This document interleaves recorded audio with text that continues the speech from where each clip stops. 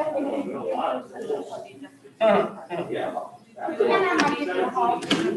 okay. That's okay. That's okay.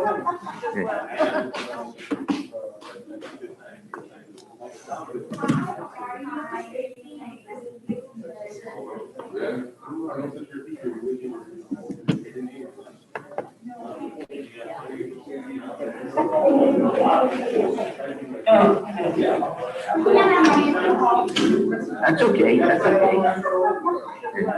You gotta watch what you're saying here.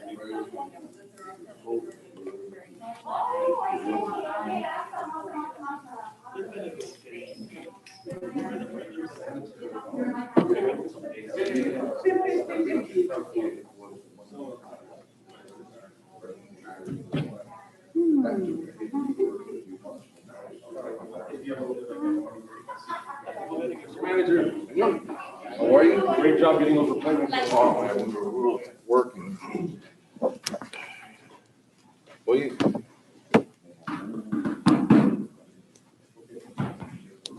Here he is.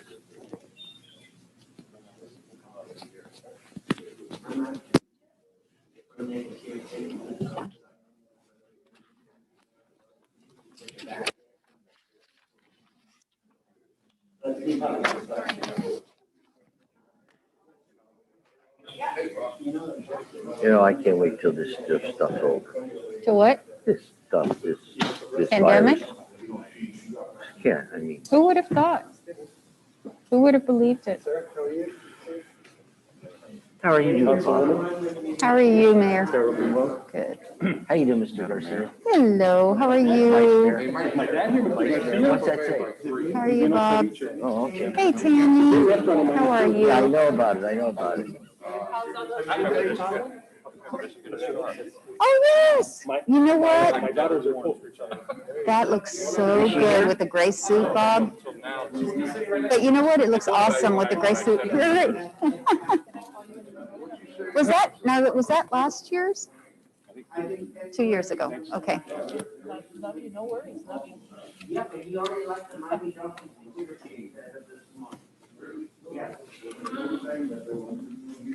Do you think normal this summer? You think that we'll be back to normal? Well, I'm like, you know, I can't get the map today, and then it's sort of going like this. It's falling on its own big time. And anymore, you don't know if it's political. You don't even know if it's true what's going on. No, that's the problem That's is, the big you know, problem. how do we know how accurate the results are? And so that's that. And Dade County's doing a good job. I mean, if you're over 65, then they have to want to shop. Testing. Okay. Through testing before. But what I'm saying is, if you can get, you want, you can get. I have. Well, you know what, one of the residents here in Main Springs, I just gave William her name. He's a resident here, she. gave her an appointment. That's what I mean. They'll give it to you, like I said, you said to you, they'll give it to you. Like they have to run it out. Well, Johnson comes right now.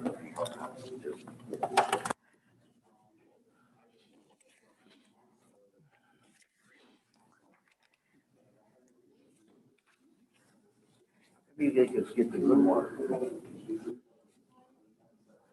Yeah, we get this thing purified.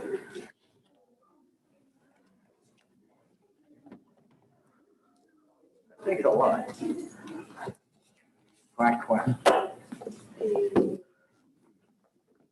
get that? Quack, quack. You get it? Okay, we're ready to go? You ready? Ready? Mayor Bain, I'm here. Vice Mayor Garcia, Here. Councilman Best, Present. Councilwoman Mitchell, here, Councilman Pahet. Here. We have invocation by Councilwoman Mitchell.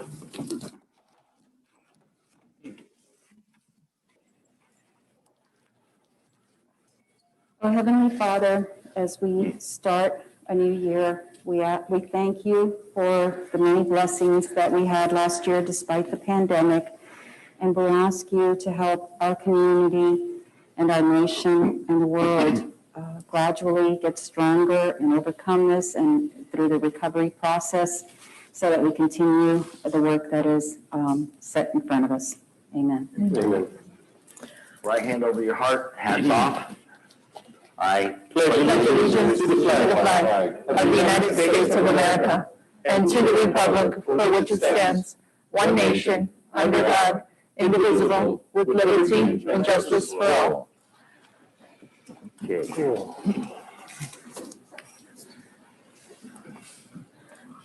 Member of the school board, Christine Fraga, is going to come up now and do a presentation for us. You have the floor, young lady.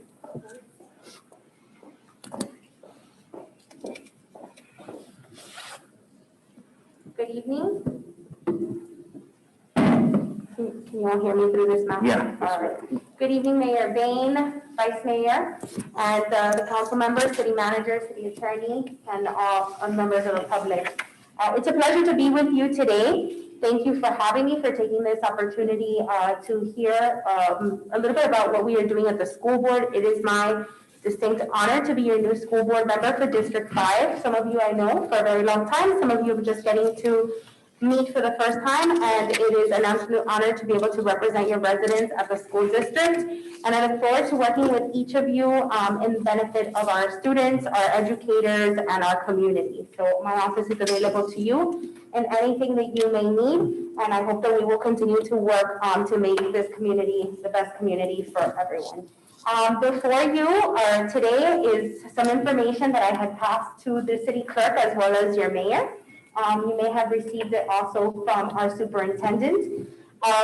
We are asking for cities to help us in our fight in Tallahassee to make sure that dollars are allocated to our public schools and that we are making sure that our students and our teachers are well represented in Tallahassee. So we're asking that our cities join together and help us in pushing forward the legislative agenda of the school board in Tallahassee and show your support for the public schools in Miami-Dade County and the great work that our teachers do. That is one item that we have circulated to the cities and asking for us all to join together and make sure that Tallahassee has their eyes on Miami-Dade County, which is the 4th largest school district in the nation. Secondly, we're also asking that the governor place teachers at the front line of COVID vaccinations. It's imperative that our students get back to school. We know that that this has affected students tremendously in their learning, and there's been a large regression as well as engagement from students. Several studies have shown that the dual modality has been difficult on many students, and we are trying to encourage families to send their children back to school when possible. So we've asked cities to take an active role in helping us also advocate with the governor's office to put teachers at the front of the line so that our teachers feel that they can come back to work safely and our students can be back in the classroom in a safe format. So those are two legislative items that we are advocating at cities for to help us have a united front in Tallahassee. So we ask you to consider this in helping support the legislative goals of Miami-Dade County Public Schools. And the last item that I also had forwarded to your city clerk as well as the mayor is an item that was presented before us at the, I believe it was the November meeting, board meeting, where we saw a situation that was quite unfortunate in Coral Gables, where there was a new development that highly affected and impacted one of our public schools. And the parents turned to us for help in this situation. And unfortunately, it was already way past a point where several stakeholders could come forward and find a solution that would benefit the students, the families, and the municipality. And so in an effort to not see something like this happen again, we passed forward legislation also advocating and requesting that cities take a look at their zoning codes and policies and ask for a formal written notification to the superintendent as well as the school board member that represents your city and the school board attorney in notification of any zoning developments or any changes that may come forward to the city that could affect a school. Now, this doesn't give us any right to opine on the decision-making process, rather just a notification so we know when there is something that's taking place within the community that could affect the school. So I know that your staff has all the information and will hopefully put together a recommendation for the city council and the mayor to take up and consider. I wanted to thank you again for your time and consideration on these 3 topics, and my office is fully available to forward any information that is needed. There's several cities that have already passed similar resolutions. We're happy to provide them and be fully accessible to any questions you may have, and I'll also stay around in case any of you have any questions. Although I know these items are not in front of you today for a vote. So thank you again for your consideration, and I look forward to working with you all again. Thank you. Thank you for coming. Any questions from council? Anything? Well, of course, it's inappropriate for us to speak on open forum, but thank you, Mayor, for the opportunity.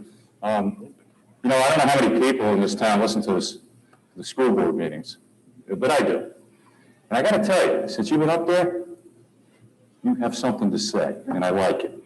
And I like it. Sometimes I go to 11 o'clock at night, I'm getting ready to go to bed, and they're still going, But some of the issues that are covered, I think I'll have something to say on this further, Mayor, later in the meeting. But I support your resolution, certainly, and I guess the council will decide amongst us. Thank you, Board Member Fraga. Anything else? No, not for her. My question is more for staff. Do you need consensus from council so we can move forward with drafting our own resolution for consideration? We can certainly bring back any of the 3 resolutions that council wishes. I think the legislative agenda is one that we can easily bring back at the next meeting if council desires that. The zoning one, we'll need to take a deeper look at that. I think some of the things that are being requested, we may already be doing in terms of notifying the school board as well as everyone else that's within a certain radius. And then the 3rd one, we can look at that as well if that's what you. Okay, I just want to see if maybe we have a consensus on council to move forward. Yeah, consensus to move forward for a resolution? Yes. We have it. Okay. All right, perfect. All right, thank you. Yes, ma'am. On the Looks two. like we have it. Thank you. Thank you. Perfect. Thank you so much. Thank you. Mayor, may I say something to our representative? Since you're here, I just want to thank you for being here and for your interest in getting to know our community and let our community know you and that you're accessible and available to them. That's wonderful. And I just wanted to mention that something that I think is really important for all the residents here, whether they have children in school or not, is making our schools, our public schools, desirable for our residents to send their kids. It's embarrassing that middle school has like 3% of its, my understanding is like 3% of the students there are from Miami Springs. That just doesn't make sense to me. Why in our community, especially in middle school and high school, we don't have more residents. I'm not faulting the parents at all. Why the schools do not seem to attractive enough to the parents that they feel that their children would be better off somewhere else. And if you could help us in improving that situation, that would be wonderful. Sure. Thank you so much. If I may. Go ahead. I will just, and not to take up too much time, we can definitely have a conversation about this offline, and I would love to. That's one of my biggest initiatives. We've seen a huge decline in enrollment in our public schools, and it has a lot to do with letting families know all the wonderful programs and abilities that there is within our public schools, which I'm just getting to learn even myself as an advocate for our public schools. And not to disparage the charter schools and the private schools we have, but our public school system has such great opportunities for so many of our families. And unfortunately, we're just not doing a good enough job of marketing them. And so that's a huge focus that I have. And I'm happy to sit with you and hear all the wonderful comments and ideas that may be brought forward by other elected officials. And we can definitely work together on it because it's so important. And I think a great advantage that's available and resource that's available to our families. So yes, absolutely, I agree. Before you go, I just think it's important that residents know that this isn't your first time inside this room. No.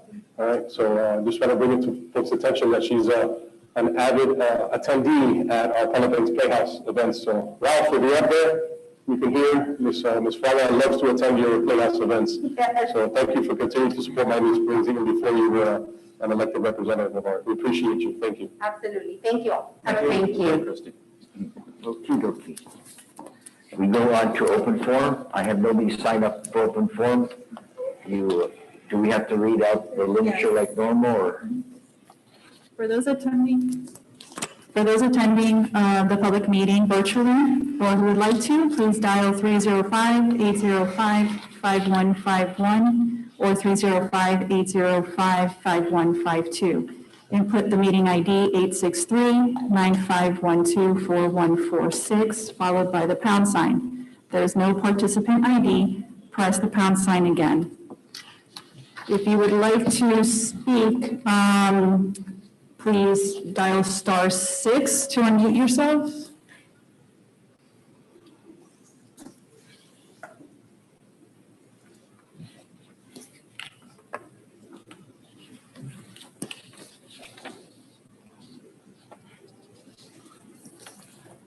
Okay, nobody?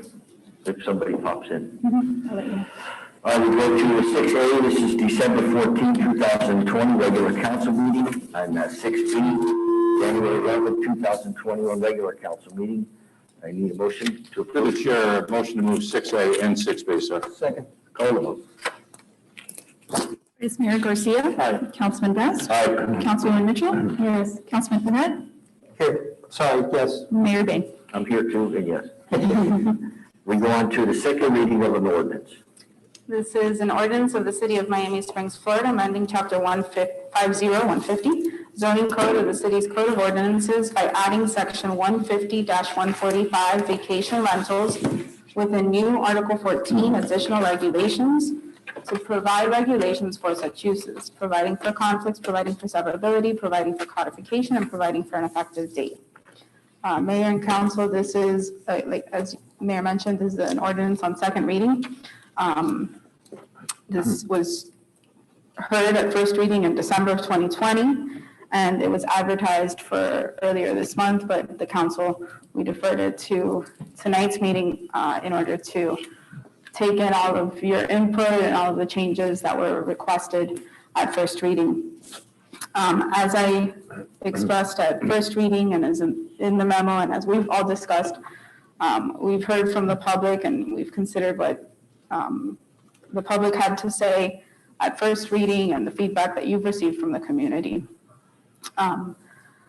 This ordinance stems from the complaints and activities that have happened within the city relating to vacation rentals and some of these properties that have gotten a little bit out of control.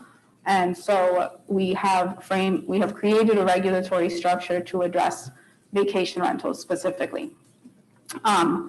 As I mentioned at first reading, that regulatory scheme provides for a series of things, the most important of which is registering the property that's going to be used as a vacation rental.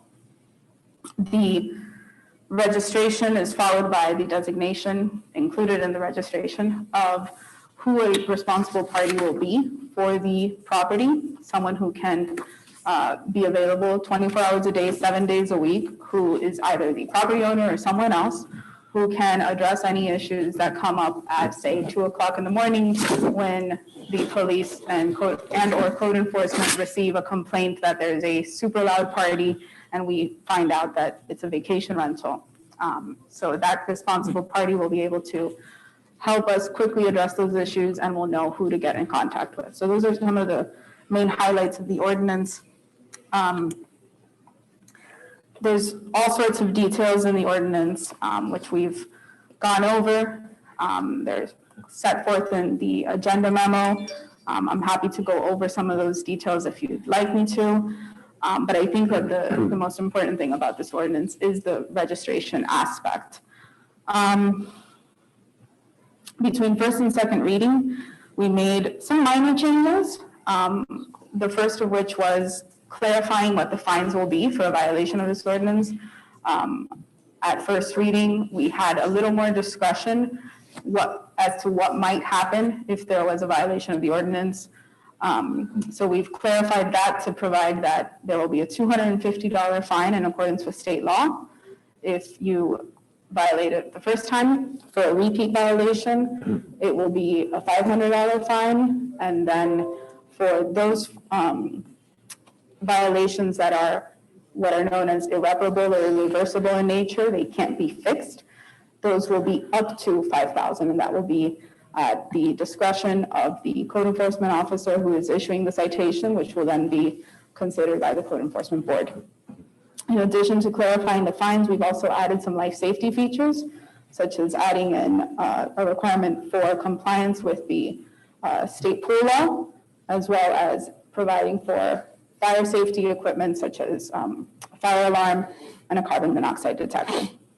There's also a scrivener's error, which Councilman Fahad picked up on, and I would like to clarify that. It's adding in the error in the insurance section to add in the words is in use. So we'll correct that when it gets signed and if the ordinance gets approved. Other than that, I think we've discussed the scope of the ordinance. It's narrow in what it does and who it affects.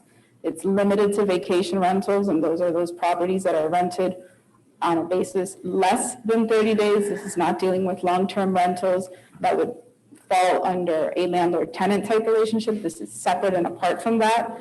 I also want to make the council aware and the public, there is proposed state legislation that has been filed on this issue, which could preempt us more than we are currently preempted.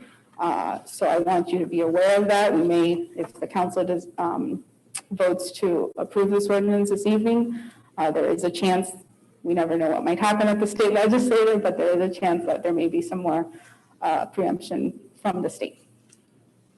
I'm happy to answer any questions. One question of that, if by passing this tonight, before that legislation goes through, is there, you don't know if there's anything written as a grandfathered in that our law would stay in place, or? The way that the bill has been presented, it does not have any grandfathering in for our legislation. There is a different type of grandfathering in for the pre-2011 ordinances, but there's nothing on ours. I can't say what will happen throughout the legislative session. Okay. You done? I'm done. I'm happy to answer any questions. All right, this is the second reading. It is a public hearing, so anybody wishing to speak on this item can speak. Vivian, you're signed up for it, but you could speak on this. Anybody else?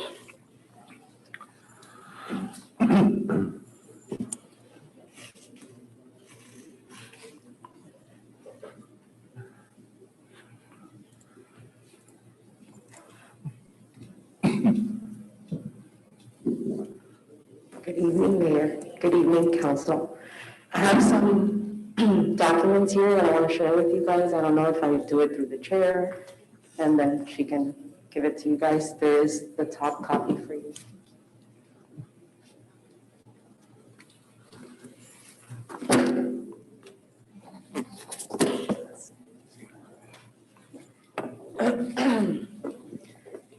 Basically, the first document that you're going to see in this package is our city's charter, Charter 1.04. And it's your limitation of powers regarding changes to the zoning classification. I don't see that there has been any mailings to the public regarding the zoning change, newspaper publishings, postings in the city, rec center, other areas that it calls for in the city charter. So just in case, I wanted to bring that up. I feel that the lack of public notice is a problem. We finally got a memo, something from the manager. There's nothing that says that the city attorney couldn't put her name to this. Seems to me like a lot of legal opinion. If it's not, then it's as good as my opinion. Also here is the proposed bill that the attorney was just talking about. More particularly on page 4, you're going to see the changes that are being made to 509.0327B that we've been discussing. One of those changes says that the zoning should be uniform for all residents. Therefore, if I'm a resident and you're a resident, then the vacation renter should be a resident. And that would be a room in a house for rent. It also discusses, whatever, you all have that information now, you can take a look at it. Also attached to this is a new ordinance proposed, or passed, by the city of Hollywood, where they are now redoing their entire ordinance that is similar to the one that is proposed to you tonight because of the continued nuisance. This is a quality of life issue. They now define vacation rentals as one room in a house.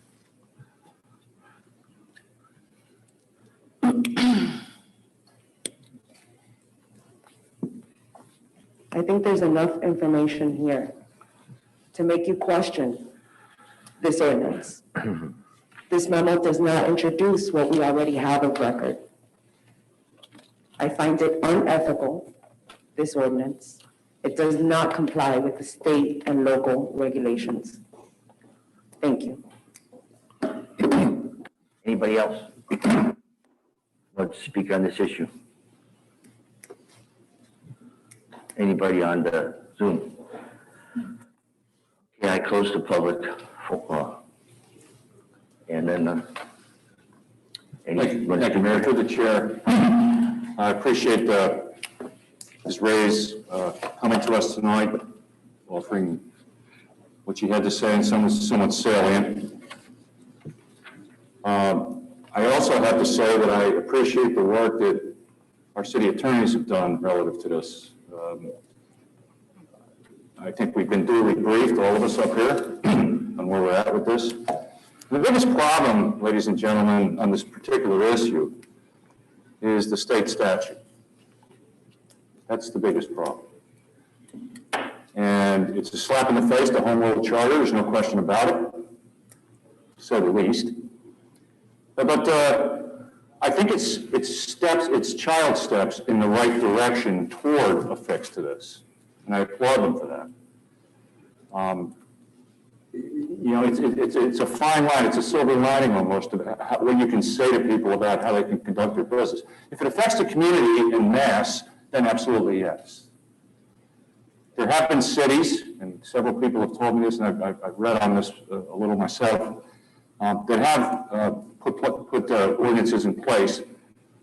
But if you read the Florida Statute 16209, Part 2D, it will tell you that you must be a city of 50,000 people or more for it to affect. Obviously, we are not of that capacity. And therefore, we're kind of in never land relative to what we can do. I think what the attorneys are suggesting here is probably enough to get the attention of anybody that wants to conduct business of this nature and cause them to register. If they don't register, then of course William will get involved and set policy in place to affect that. I know that there are certain residents in this town, I've talked to several, that have experienced this type of behavior in their neighborhoods. And I, as a resident of this town, and perhaps several of you, would object to this type of behavior. I think we have to go at this slowly. I don't think a radical fix to this or a radical ordinance would go very far, and it could cause us some legal problems down the road as well. I want us to be aware of that, members of the council. Having said that, thank you for my time, Mayor. For sure. Anybody else have any comments or questions? I do, Go Mayor. ahead. I just, we're in an imperfect situation, as we often are, with city issues, with municipal issues. There are a lot of sides to it. But basically, our responsibility is to have the foresight to prevent issues that we can reasonably prevent, and then deal with issues that are unexpected, but they occur as they occur in our city.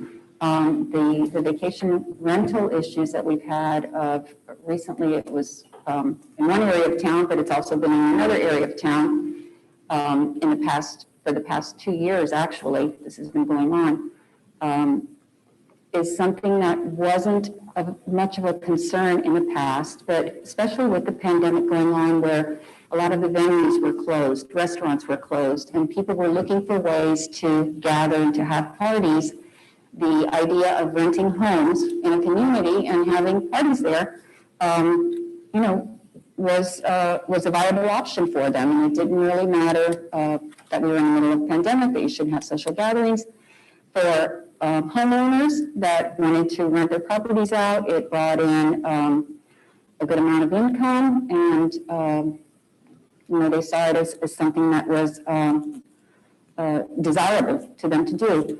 But our responsibility here on the council is to provide the best community we can for our residents, to make sure that their quality of life is not impacted by the actions or seriously impacted, significantly impacted by actions that are going on in their block or near their home, near their vicinity.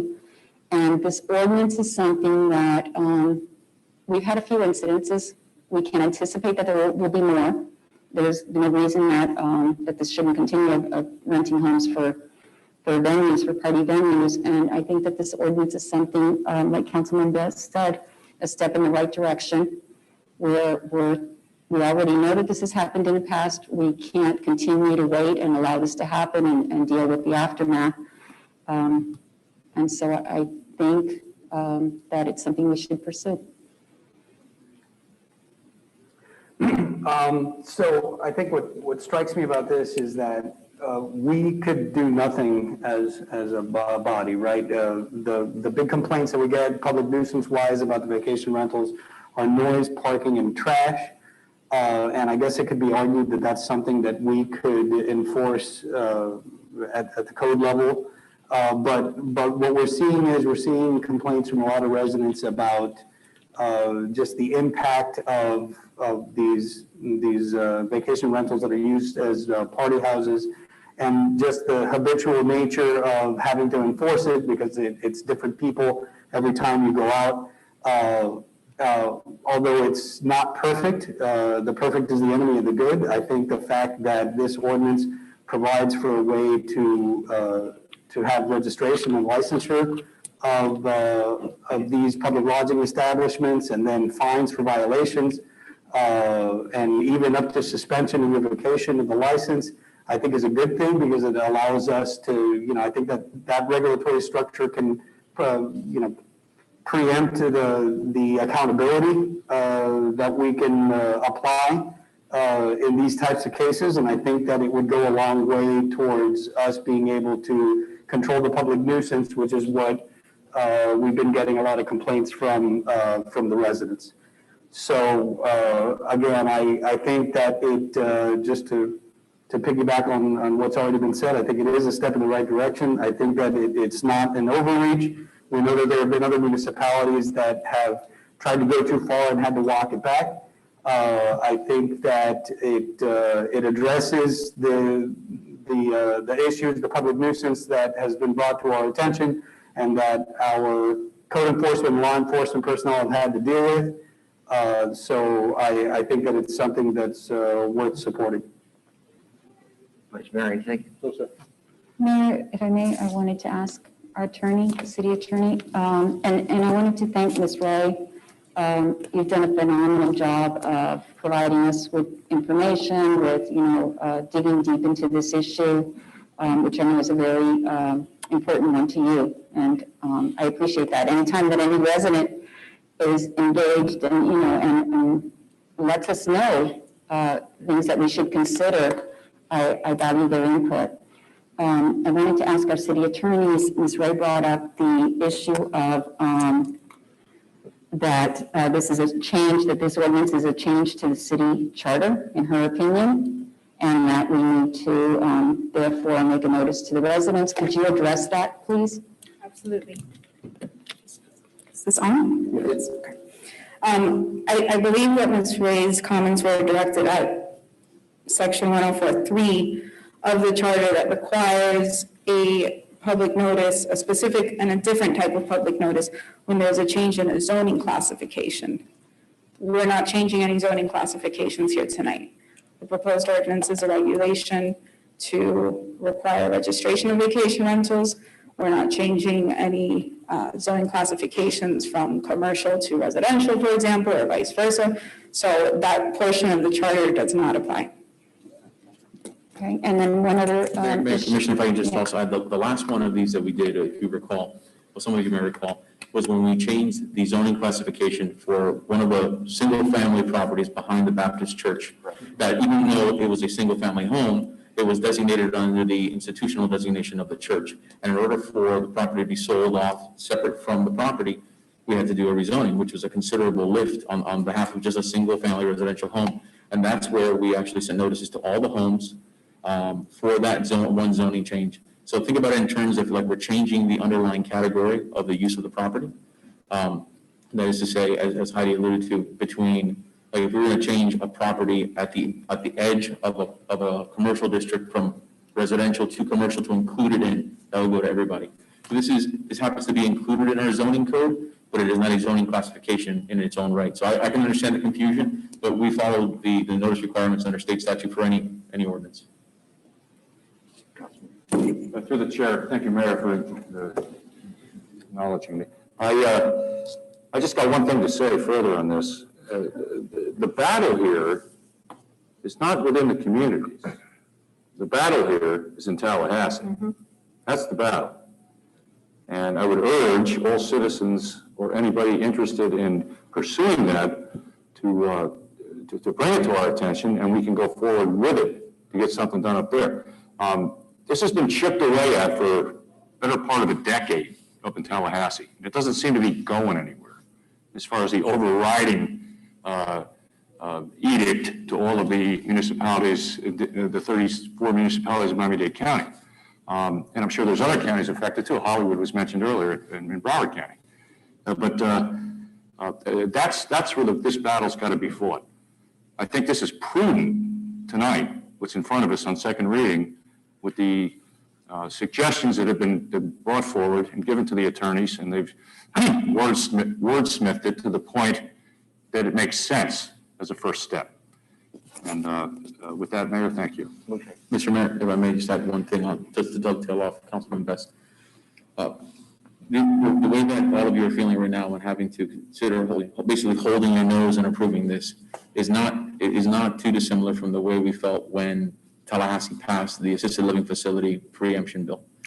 And a lot of people don't make that comparison, but I do, because what did that preemption bill do? That preemption bill required municipalities and counties everywhere to allow assisted living facilities to take place wherever there is residential and multifamily, up to a certain number of multifamily. So what did that do effectively? Turn a residential property into a commercial enterprise. Tell me how a home that is used exclusively for Airbnbs, whether it's for vacation rentals for families or as party houses, isn't the same thing. We're now introducing into our neighborhoods commercial uses that we have no ability to say cannot be there. And we're getting the consequences of it. Trust me, I've lived down the street by one that was very, very active in the city. So essentially what this does, and what other municipalities that didn't have an ordinance on the books prior to July 1st of 2011, is try to narrow the window as much as possible for bad actors. The people that are going to comply with this ordinance, we're probably not going to have a problem. And probably would not have had a problem with them without this ordinance. The ones that aren't going to comply with it are the ones we are going to have a problem with all the time, but this makes it easier to hammer them down, use code enforcement, as well as use this to show Airbnb that they should not be on their platforms.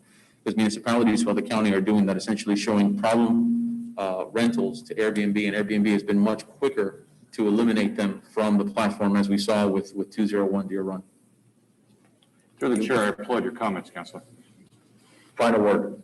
Sorry, if I may just mention, when he mentions the assisted living facility, that person needs to pull some kind of application or permit, notify the neighbors before they get approved, right? No. Nobody's made it up? No. If I may for a second, because that was one of my main concerns, which Ms. Ray just brought up, because we have assisted living facilities all over the city of Miami Springs. I used to get complaints from residents all the time that you've got all this traffic and activity and there's a mess left out here. How do we have so many?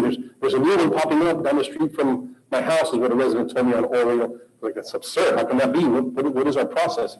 There is no process. In the city of Miami Springs, we cannot tell an ALF whether or not they can or cannot open on a property 100% regulated by the state of Florida. We've tried saying maybe there's too many within a certain, we're this close to each other. The state regulates it. It's completely out of our hands when it comes to adult living facilities. Very true. That's a fact.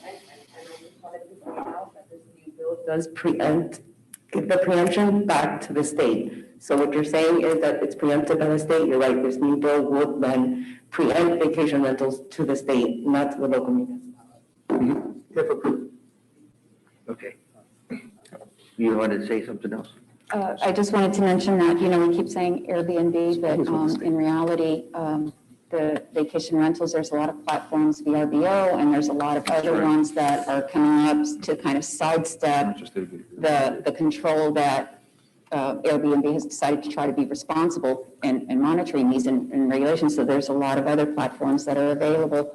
And again, this is to deal with the situations where it's a destructive way, a neighborhood becomes a detrimental neighborhood situation for our residents. They live here and they should be able to enjoy their community without having, all of us have an occasional party in our home. I know I've heard some people, all of us have an occasional party in our home, and I think we pretty much, most neighbors tolerate that. It's their anniversary, it's New Year's Eve or whatever. But the issue that we're trying to control here is when these properties become a weekend. Every weekend, it's a new set of people in a new party venue. And I know in one of the properties during the pandemic, we're having buses pull up and drop off persons to a party site. And the property in the bird section, they were knocking on neighbors' doors thinking the party was there instead of understanding which was the house that was being rented. And that's what we're trying to control is that type of situation. And even if if a resident doesn't have that situation right now, there's nothing to prevent it from occurring next week, next month, in 6 months. And we're trying to minimize the potential for that to be an ongoing issue in our community.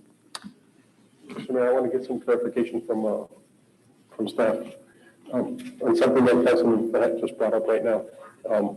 The question was that by us approving this, or if this gets approved, we are now giving the state of Florida, we put it right back onto their laps. And he said, if approved. I'm assuming that regardless whether or not we approve or not approve this, the state of Florida, right, the state of Florida, whenever they make their decision, when it happens, that's going to supersede what we set in place in the meantime. Is that a correct assumption? The way that the bill is drafted, it would preempt Correct. the regulation as to licensing and inspections. Correct. There is some language in the bill that would provide for us to regulate vacation rentals, but we would need to treat them the same way. In fact, the way it reads, and I'm paraphrasing, is essentially that we would need to treat the vacation rentals the same way as other properties in the city. Regardless if we pass this or not. Correct. That's what I asked in the first place. That's what I asked in the first place. We're doing an exercise that if this bill from the senator goes through, which I understand he tried to get through last session. If it goes through, what we're doing here now, it supersedes or will affect what we're doing here right now. And, to give Vivian, her passion for this situation, I commend her. But I think sometimes this is where it comes down to, we're between a rock and a hard place.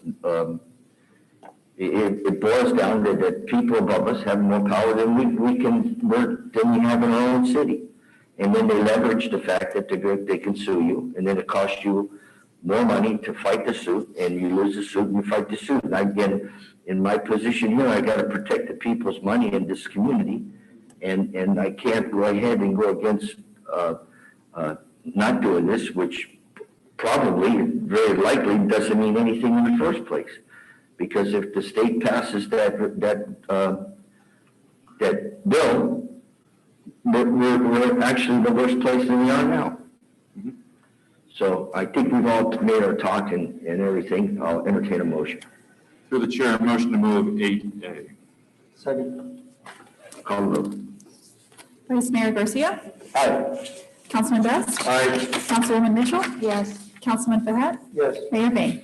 This votes for Vivian, no. Okay, we go to B, an ordinance, second reading. This is an ordinance on second reading, an ordinance of the City of Miami Springs, Florida, amending Section 34-15, holidays and compensatory leave of the city's Code of Ordinances to update the policy on employee birthday holiday usage, providing for conflicts, providing for severability, providing for codification, and providing for an effective date. Mayor and council, this was presented at the last council meeting and it was advertised for this evening's meeting.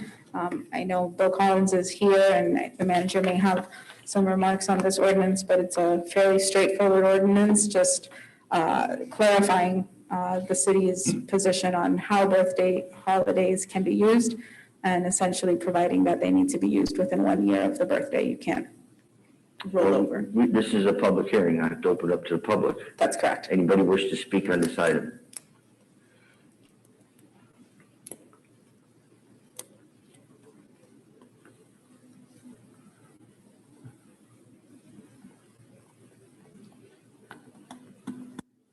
Okay, I close the public hearing and I'll entertain a motion. Through the chair, can I ask the Director of Human Resources a question?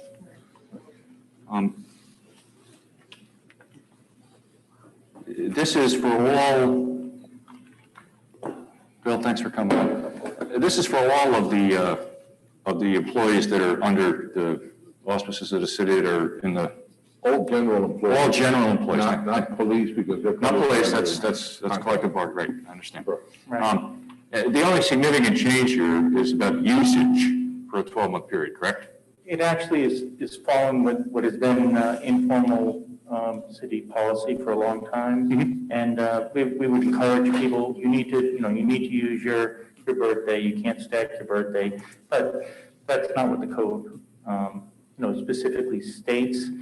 The problem is that if somebody has a birthday on a holiday or on a weekend, there's no provision to take care of that. And also, I know Councilwoman Mitchell worked for the county. The county has 6 months that you can use it from the birthday. This is 1 year, which is very generous. You saw what the other municipalities are doing. So I'm just trying to do some housekeeping cleanup. There's a lot of these things that need to be fixed in the code, and this is just one of the smaller items, I think. Bill, were you caused to come in front of us tonight and adapt this language because there have been many issues in this area, or? Just when it's issues, I'd say it's less than maybe 10 people, but the idea is to make it clear for everybody that this is the policy, to make it the best practice. We don't want to have parts of our code that are broken, and also, there's no provision in there that the person would even get a chance to use their birthday without the consent of the administration to convert it. So there's no procedure for that. So this is just a cleaner way to deal with it. By and large, the vast majority of the employees work with their directors and everything is good. Yeah, this is really not going to have any real impact because this is what people thought was the policy all along, I guess. So, it's not going to have any real impact on it. Thank you for your work, sir. Be easier. Thank you very much. Anything else? Sir, motion to approve the ordinance? I'll second. Call the vote. Vice Mayor Garcia, Aye. Councilman Best, Aye. Councilwoman Mitchell, Yes. Councilman Fahad, Yes. Mayor Bain. Yes. We go consent agenda, none. Old business, none. New business. 11A resolution. This is a resolution of the mayor and city council of the city of Miami Springs, Florida, approving a First Amendment to the professional services agreement with Brenda Knight, a licensed franchisee of Jazzercise Incorporated, providing for authorization and providing for an effective date. You have in your packet the proposed agreement that Omar and us and the city attorneys worked with Brenda on. And Omar, you want to give a little background on why this is needed? How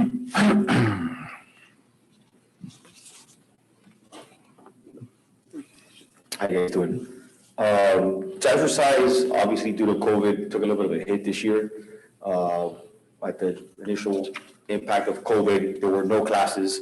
As time went by, the county started to allow us to have some parameters in place so we could open up back to fitness and using the gym, et cetera. So we started to work with Jazzercise again, but unfortunately her numbers are nowhere near where they were in years past because people just didn't want to come out, having to work out with a mask. Also, the guidelines are they have to be 10 feet apart from each other. That creates some issues. So we wanted to continue to have the program. We think it's beneficial for our residents and in the community. But at the same time, we're willing to work with her and Jazzercise to make sure that the program stays here and that at least it's somewhat beneficial for them financially. She has a lot of cost added on from Jazzercise Inc., the liability insurance. She has some other costs as far as marketing is concerned. So those costs have basically put Jazzercise in a really bad position as far as financially paying us. So we've worked something out with her where we're going to give her some time at no cost, and then little by little she'll get back to where she was as soon as we are expecting more people to use the facility. As of recent, she's gone from 6 members, now she has 10. I've allowed her to expand to 15. So she's starting a little marketing strategy to get up there. So little by little, it's kind of getting back into its normal registration. But just like everything else, restaurants, other businesses, her business took a hit. But I do think it's a good program. Eventually, we're going to be moving it to the new senior center. And I think once we get there, maybe we'll get, to get some action in the city and she'll get more registration. But I do think it's something that we should approve and continue to have to do business with Jazzercise. So what she's gonna pay $300 a month? I believe it starts in June, and I think there's an escalator, if I'm not mistaken, it's like $100 a month, something like that for a little bit, and then it kind of goes up. As soon as you get a certain amount of registration, it goes up. The payments, Mayor, are being waived retroactive to March of last year, when the pandemic began, and then her payments will resume on June 1st of this year, and then they'll begin escalating, I think, about 5 months. Starts at $50 and then it goes to Yeah. $100. Yeah. Go ahead. I wanted to say Brenda has been in our community for 30 plus years, I think, providing this service, and probably 50% of the kids have sometime taken Jazzercise class. It's a great service. It's a fun way to stay in shape and meet the community, and she's just consistent. She's available. She's always there. She's a hard worker. She contributes at a lot of events, of having her Jazzercise people be there. So I think this is extremely reasonable to waive the fee and to facilitate her continuing to do this awesome work. I know when I was pulling in today, I looked through at the Aquatic Center, and I think she was giving a class tonight, and it was great to see our community being able to be out there and exercise. So I want a motion to approve it. I second with a comment, Mr. Mayor, if I may, for discussion. Omar, are there any other programs similar to Brenda's rental-wise of our spaces that have had similar issues, that have come to you with similar requests for reductions? No, what we've actually had a lot of lately is a lot of people actually requesting to use space because they have lost their business because they were either renting somewhere on Westward and it was maybe $2,000-3,000 a month, and now their fitness program is going down the tube. So we've had a lot of that. The thing is, I don't have the space. One, with COVID, it's there's a lot of guidelines in place. So we've had some people that have sent me some proposals. We're looking into that as far as maybe in the future, but that we have a current program now. What about current programs? No. Okay. I have nothing else, Mayor. I can't support this because I think that we're making a mistake that what he just said, there's private businesses that don't have the opportunity to have their rent and different things waived. to keep in business, and they're falling by the side. And because of the fact this is a government-run situation, it's advantage to Jazzercise. And I don't know how many times we're going to continue with picking and choosing, in my mind, to allow this to happen. So I won't support this. I think she should pay her fee like everybody else in the country has to pay their fee, or get an alternative. But I don't think I'm not going to support her. I'm not going to support her with public funds.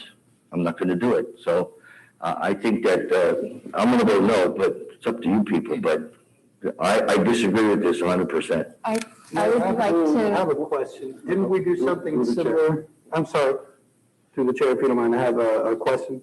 Didn't we do something similar with the 19th hole with the restaurant at the country club? Yes. Where I think there were a few months at the beginning of the crisis that were waived, and then they were put on a schedule they would have to pay back, but it was kind of, I feel like that was done in a way that was less of a, I feel like the city got a little more out of something like that than what's being proposed here. Well, I think that was a position that it was also the fact to keep the golf course in again, that's a entity that in our standing here is to keep it working.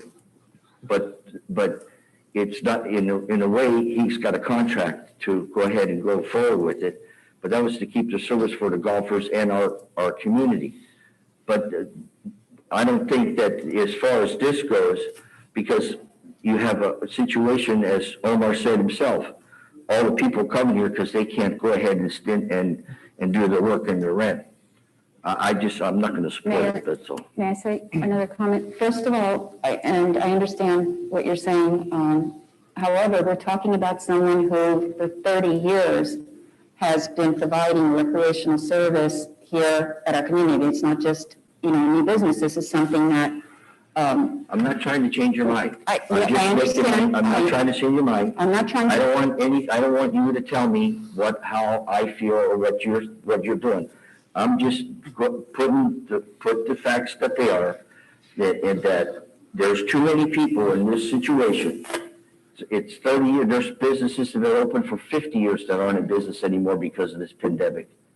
And so to me, whatever you want to say about 30 years and everything, the Jazzercise has somewhat had an advantage over a lot of people and a lot of programs like that in this community because of the minimum rent they've had to pay to be to have the gym as their home base. They've had an advantage for 30 years. Of other people in this community that have to have paid thousands of dollars a month versus $300 here and what they do here. And so, yes, their company does what they're supposed to do and they do good, but these are my thoughts. I'm not trying to change your mind, but may I make comments related to this since we're in discussion? The other issue is I know we've had in the past, we had yoga classes here and we had Natasha start offering yoga classes. And a lot of our people in our community hadn't taken yoga. This was probably 8 years ago? I don't even remember. And it gave us all the opportunity to start taking classes. So whenever we can provide a recreational outlet through the rec center for our community, that's part of being a rec center. I also believe that, similar to the whole 19, that when someone has established a long-standing relationship of providing a service, if Brenda's group wasn't providing Jazzercise, we would have to have our staff, or we would try to have our staff provide other recreational activities for adults who would like to take some sort of exercise class at night. So, because somebody's providing it, they're easing the staffing shortage for us of having to provide it. And I think when someone has established a relationship with our city and our residents use it and have enjoyed it for so many years, it's reasonable when we're talking about a pandemic, a catastrophic situation like that has happened this past year. First of all, she couldn't give the classes when we were closed. So this waiving of the fees, is totally reasonable, just like we did for Hold 19. You can't open, you can't pay fees. And now what we're talking is as businesses start rebuilding to allow financially, we're talking about $250 a month reduction, and eventually the schedule here will she'll come back to the normal fee as you know, you can expect that people can come back. The other thing I would like to mention is let's explore. If we have other businesses in Miami Springs that want to provide yoga, basketball, whatever, you know, different recreational opportunities for our residents, let's try to explore. And Omar, I would like you to let us know what those are and to think about how perhaps we can facilitate. Now we've got the new senior center. It's, got a lot of facilities, and perhaps we can provide more for our residents. Ultimately, all we're doing is providing opportunities for our residents to exercise, to get to know each other, to enjoy themselves, and to use our facilities. Thank you, Councilwoman. To the chair, I think this thing boils down to, I mean, look at all the athletic fields we have in this town, and people that come in, or certainly your facility and everything that you run in this town. It's a matter of choice, isn't it? Doesn't it boil down to that? I mean, my wife was a member of the gym, Bodies by Marty, for a long time. They had to fold up. They couldn't afford to stay in business. They're gone. The place is vacant right now. And I'm sure there's others like that. But at the end of the day, ladies and gentlemen, it's a matter of choice to approach the city and ask to work a deal. And I think that's no more no less what this is about. I don't think it's favoritism being shown here at all. I never said. Thank you, Mayor. I never said favoritism. No, you didn't. I did. Okay, I never said that. It was suggested. We're picking and choosing, we're allowing a private entity. There you go. Private entity to go ahead and piggyback off the residents of Miami Springs. And they don't have the same responsibility as the people that are in the private sector. They have to stay in business, and it's an advantage to this situation. But you guys have made your point, and I've made mine, so I'll entertain a motion. Mayor, can I make another comment? We have a motion? We do have a second motion, okay. Go May I ahead. make a comment, please? So if my memory serves me correctly, with the resolution for Hole 19, I think there was an initial plan for what they were doing. I think that was, I think we had a similar discussion about why so much was being waived. And I think that we kind of went back and changed it. I'm also thinking of that company that does the advertising on the bus benches. That's another private company that had a relationship with the city. And for the sake of trying to save that relationship, I think that some kind of accommodations were made. I'm not against trying to find some kind of plan that because I understand what you're saying. I mean, the fitness centers like the CrossFit Place and Planet Fitness, everybody went through a really tough time. I personally don't like the idea of we're waiving 15 months worth of fees because you're talking about 3 months beyond the 1 year mark of this pandemic starting. I think that I could get on board if we could do something that I think is a little more reasonable, however you might define that. But I think that there's precedent for that because we did it again with that company that does the advertising. We did it with Hole 19, and I think that there can be a compromise to be had here. But the way it stands right now, I think it needs some work in order for me to be on board. Councilman, would you, and I see what you're saying with starting in March of doing the $50, because from what I see here is, this is, I guess, waived, but it doesn't say waived. We're talking about from February through May of waiving that also now? I don't know. There's a difference between some places it says waived and then the other ones, I guess they're coming up. So it hasn't been waived yet. It's coming up. The reality is I've met with Brenda about this several times. The proposal that you guys have this is what she can afford. That's what she tells me, and I trust her what she's telling me. So it's just something that we're trying to see if we could, get approval to keep the program going. But this is what she can afford. This is not something that we just came up with on the fly. We've talked to her several times. I've met with her virtually. I've tried to discuss what we can do to keep the program, and this is what works for Jazzercise. Okay. This is where we're at. I can't see for $250 a month to pull away one more opportunity for our residents to enjoy recreational activity and exercise activity that we've provided through the rec center for 30-plus years. Nor can I. I have a first and a second. I don't know if you want to negotiate anything for what Councilman Facette brought up or not. If you're just going to go straight through, but Mr. Mayor, with the recommendation that is being brought up, from my microphone, the recommendation being brought up by Councilman Fahad, I would like to withdraw my second, please, Mayor. all right, so I don't have a second. I get it. Who gave the first? The motion is Councilman Best, I believe. Councilman Best gave, who gave the first? No, I did Councilwoman not. Mitchell. I did not, but I will. Oh, I apologize. It was Councilwoman Councilman first, Mitchell. I All right, think. do I get a second? No, if you don't have a second, sir, I'll be happy to offer it. Okay, I got a first and a second. Mike, if we're going to vote, go ahead and vote on this. I would, which way it goes, if it passes, fine. If it doesn't pass, I would like to renegotiate and come up with a better plan. So I'll call the vote. Vice Mayor Garcia, No. Councilman Best, Aye. Councilwoman Mitchell, Yes. Councilman Fahad, No. Mayor Bain. No. Motion fails. So I'm hoping that you can work out a better deal. Some, like, remember when we did the bus benches, there were 17 of them. What the thing was there, they were going to take care of them in the period that they didn't have to do. It was something that the city got back and an expense that the city wouldn't occur. That's why we did it that way. Hole 19 is a whole nother situation as far as the golf course goes. This in my mind, and you've heard now, you got to come up with a better deal.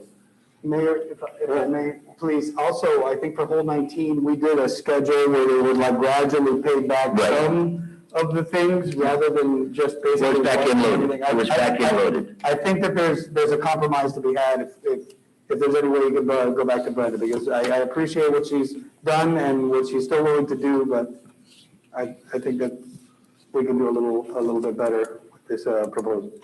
And to clarify my reasoning for withdrawing my second and voting against your recommendation, Omar, is because I too am concerned that it rolls all the way up into 2024.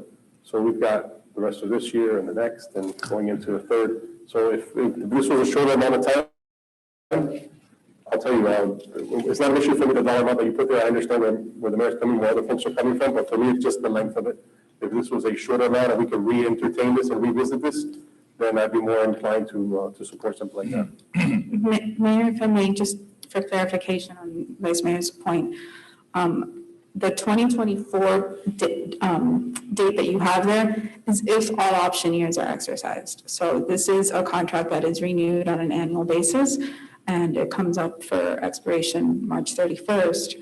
So the numbers that you're seeing are if all years are executed. Okay, So that's also one of the reasons, and we can think creatively perhaps about amortizing as we did with the food and beverage agreement, but it's a little more difficult when we're not sure.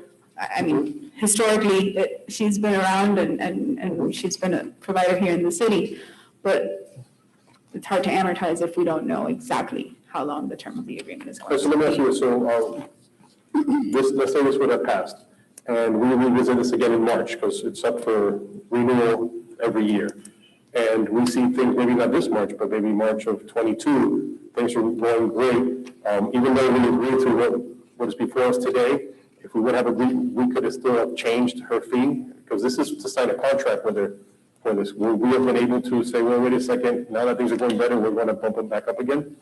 I think we can choose not to renew the agreement on a yearly basis, and if we need to renegotiate, then those are discussions that I'm sure Omar would have with Ms. Knight.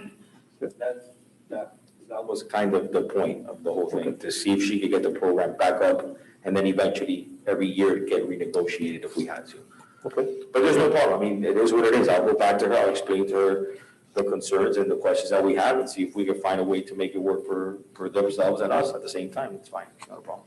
Omar, and again, I'd like to ask you if other businesses that are providing recreational opportunities, hear and approach you to please explore the possibilities of how we may be able to accommodate them to provide more opportunities for our residents to get out and exercise, meet others, and and enjoy our recreational activities. We are. Now that the senior center has it's been open in some capacity, I'm getting a lot of things, so we're taking proposals and stuff like that. In years past, I won't lie to you, we try to stay away from that because we did not want to put ourselves in a predicament where we were now offering, let's say, for example, yoga at a much more economical cost than someone that's doing a private business would be able to offer it. So we didn't want to run into a business and basically put ourselves that we're putting people out of business. So we stayed away from that, especially about 3-4 years ago. There was like 4 yoga studios in the city, and we didn't want to, compete with them. So we've kind of stayed away from that. But right now, there's one proposal for yoga in some capacity, and right now there isn't. The yoga studios that were, a lot of them have been gone. There's only what I know, there's 2 left. So we'll weigh out all the options. We'll see. We have some people that have approached us. Obviously, whenever you open up a new building, people are going to want to use the space. So we're getting a lot of phone calls. You got to have liability insurance. You got to give your proposal. They got to go through the vetting process. And if they're serious about it, then they'll send me the information. Tell me what they need. But the fees have to be proportional to what's going on in the public sector. Correct. All right. Okay. Thank you. Through the chair, thanks for your work on this. I think, quite frankly, the vote that was just taken is egregious. Somebody that's been in this town conducting business in the area of aerobics for a lot of years, and hopefully we can come to some kind of terms here in terms of allowing her to come back into the sphere and get this thing going again. We've had a lot of people that have come into this town. These baseball camps that come in and all this and that. And, it's vetted. Of course it's vetted, but this is an establishment that's been around for almost as long as I've been in this town, between the two of them, the daughter and Brenda. And I certainly believe that there's room for private businesses, recreation, like the fitness gyms. They get a more personalized, a much higher level of, and people seek that. And the ones that, would sign up for something because the community center is offering it and you feel comfortable in approaching it. And to say that, it's one or the other is doing a disservice to our community. Okay. Thank you, Omar. Take care, Omar. We go to B, a resolution, 11B.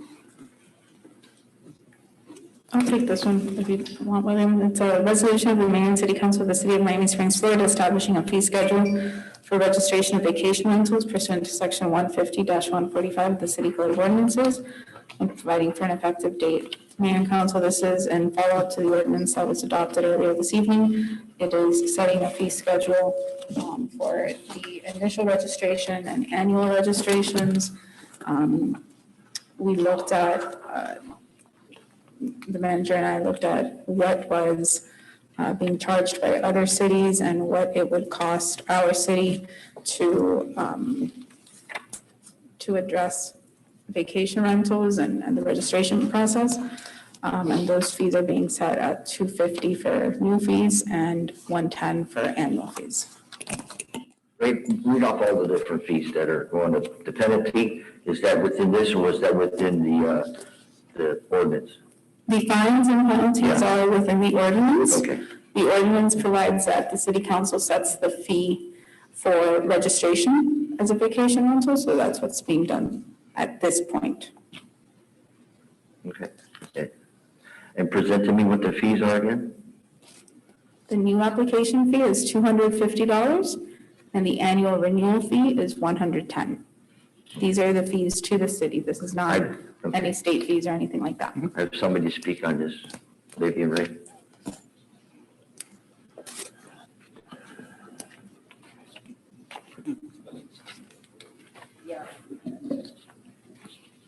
I just wanted to add that the schedule of fees that's already in place, there's at least 10 different local taxes, business and revenue taxes that are not being allocated here. From the very beginning, we've been told that you don't need an occupational license in the city to, conduct your vacation rental, but there's many different occupational licenses that you can obtain. At the very end, it says if none of these occupational licenses talk about the business you want to do, then it's X amount of dollars. It also talks about revenues per room when you rent the room for whatever it is that you're doing. I want to kind of go back to the other ordinance in that this is a second reading with changes, takes us into a third reading that wasn't clarified. Wasn't the original reading, as I understand it. So I just wanted to point that out as well.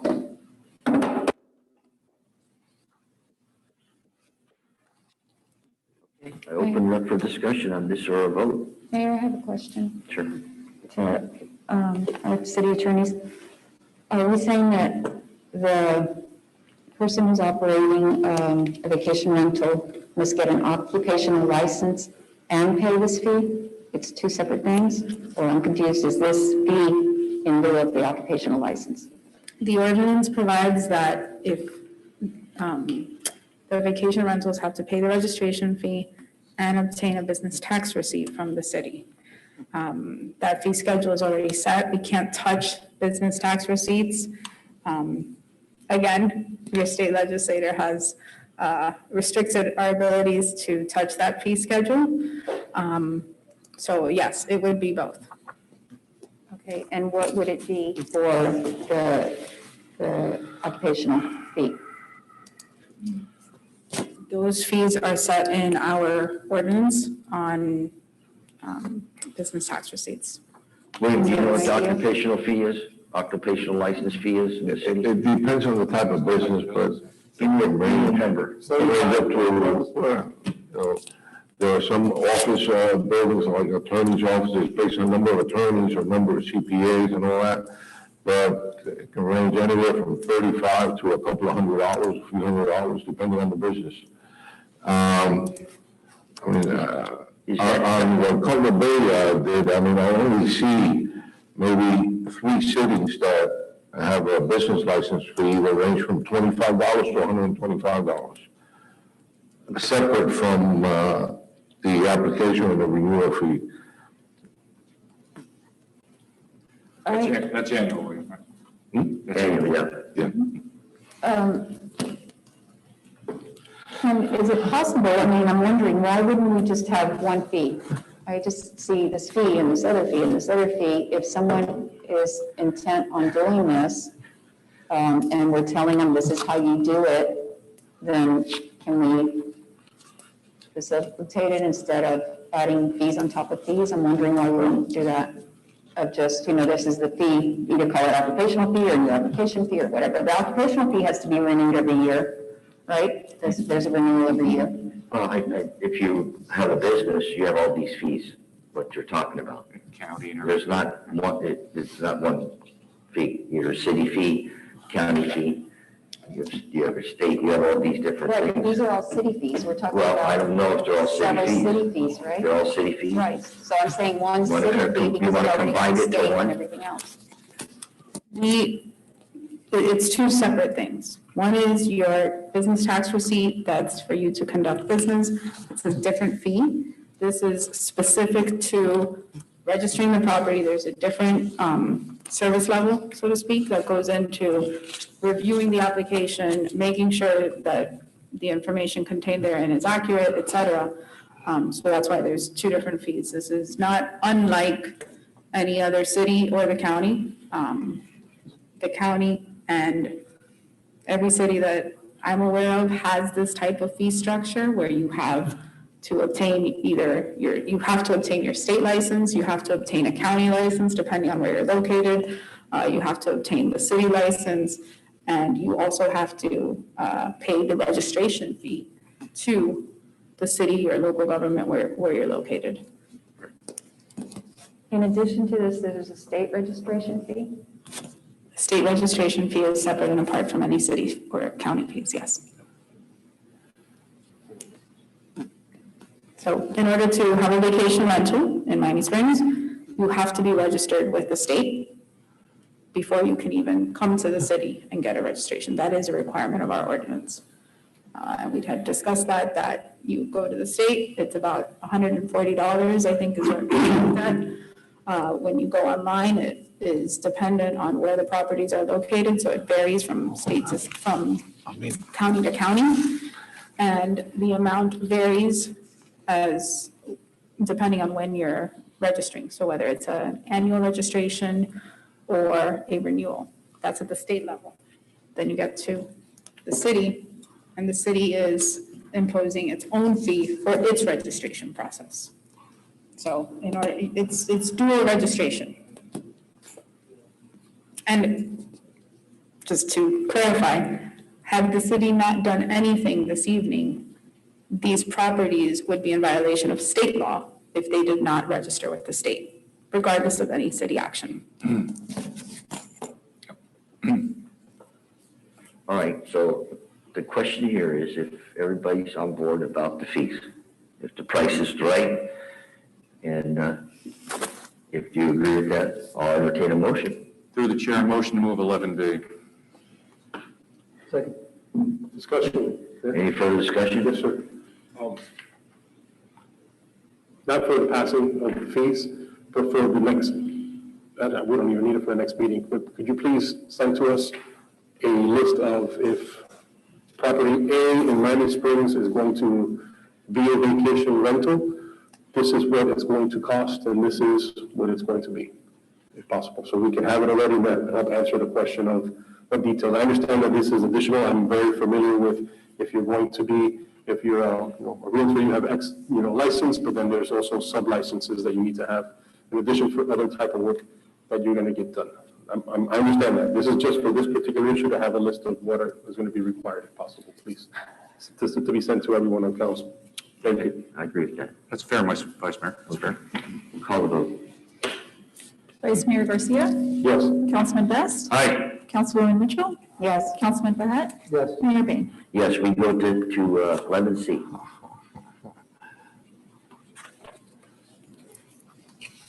Yes, this is a recommendation by the community center that council approve an expenditure in the amount of $16,300, in amount not to exceed, $16,300 to Thermal Concepts, the lowest responsible quote after obtaining 3 written quotes, which are attached, for the replacement of 1 AC unit at the recreation center. Is this in this budget? Is this in this budget? This was not budgeted. This was That not is why budgeted. it's not on the consent. Right. Yes, it was not budgeted. Through the chair, what is relative to the warranty on the, I'm sorry, I'm sorry, William. Jackson just opened up and we're working on these. I got you. I'm trying to get the senior What's more important than my registration. question? No, I'm just curious, as far as the warranty issue on, when we The got warranty? the building, yeah, was it 5 years or It should be in something? the package, the warranty on that. I seem to recall it was 5 years, I guess This it's. is, you remember in this year's budget, you approved 3 chillers that we already put up there earlier in the year. This is that side, right? And now we had the 4th one go. So 1 year parts and labor and a 5-year manufacturer warranty on the compressor. So we're out of that. Okay, thank you, that answers my question. Entertain a motion? Motion moved, sir. I'll second it. Any further discussion? Call the vote. Vice Mayor Garcia, Aye. Councilman Best, Aye. Councilwoman Mitchell, Yes. Councilman Behet, Yes. Mayor Bain. Yes, we go on to city attorney. Anything from you guys? Nothing? At the last minute, kicked me out. City manager? We're starting to move, back into City Hall. Police and dispatch are already moved in. The trailers will be picked up the end of this week, so we'll have that street open again. Between tomorrow and Wednesday, we're gonna have, building and zoning, finance back over there. And hopefully, the rest of the City Hall staff will be in between Wednesday and Thursday, so we hope to be fully operational Monday, February 1st, back at City Hall. And we can have our meetings there. Yes. And I want to say, well, yeah, I got you there to commend you for the job you're doing getting these seniors vaccinated. I appreciate the updates on the weekends. And you and I saw George was involved. I'm sure there's all of you. And we appreciate what you're doing. I know a lot of it's on your own time, so thank you. Okay, we go to anything from the council, or we'll go with the Mayor Garcia. You have anything to say? Mr. Mayor, I'm going to echo what you all were mentioning to the city manager in reference to the appointments that he's been getting. I've been making some attempts as well to reach out to the health department to try to see if we can get some appointments for our seniors. That's nothing any different than what every elected official is trying to do for their residents, to get some vaccines for their seniors. Just know that when I called and finally got through to someone at the health department, just as a resident, I wasn't saying I'm calling as the vice mayor of the city, I was just curious, how can we get seniors who are homebound, who are not registered with the county or the city to get signed up for this? And so give me 1 minute, give me your zip code. And his statement to me was that we had, he said it was Alicia from State Representative Avila's office. And I did not remember the name of the young lady from Senator Diaz's office, I believe, Monica or Claudia. Claudia was what he said. They're on the phone with them constantly, and Miami Springs is on their list of priorities because of the high concentration of seniors that are not registered with the county. You'd be surprised how many seniors over the age of 65 that are homebound that are not registered with the county, hence are not on the list to get vaccines through the county. That's the biggest issue, but I just want to make sure I let my colleagues up here know and the city manager know that the state representative's office as well as the senator's office is actively trying to get something for those folks that are not registered through the county or even through the city. You'd be surprised how many we have. But that's it for my report for this evening. Thank you very much. Thank you. Yeah, I just want to echo what you guys have been saying. The efforts of the city manager, I know that he's been, going through Jackson, the Alliance for Aging, the county, and we see that the county mayor actually did an executive order about vaccines. It's a complicated process. It's difficult to get, and just the small victories that we're getting a couple at a time, and the fact that he's still monitoring even now, it speaks to the perseverance of the city manager and his shop, and we appreciate it. Councilwoman Mitchell? Well, just to echo that with her, but I also wanted to encourage, and William has been doing a fantastic job with George and our senior center of making sure that we facilitate the process for getting appointments, but I wanted to encourage all residents that right now, it's kind of a hit or miss of what's available, so reach out. My understanding is houses of worship. Churches have been approached by some organizations, and they have slots. I encourage all residents to let us know through the senior center that you're interested, but also reach out to your churches and other organizations and get your names on as many lists, because it's a very fluid, how many extra appointments show up from one day to the next. And if you're on all these lists, you're more likely to get a call and make a vaccine available to you sooner. And with that, I just wanted to say to everyone that we're starting the new year, and we're looking forward to hopefully little by little getting better at getting out of this pandemic. Councilman Best? Thank you, Mayor. First thing I want to do is just to mention again from the earlier presentation made by the school board member, Christy Fraga, relative to that resolution. I think there's a lot of content in that going forward by getting various cities to sponsor where she's going with this thing. And just a word to you as we walk away tonight to keep that into consideration. Thank you for coming in front of us.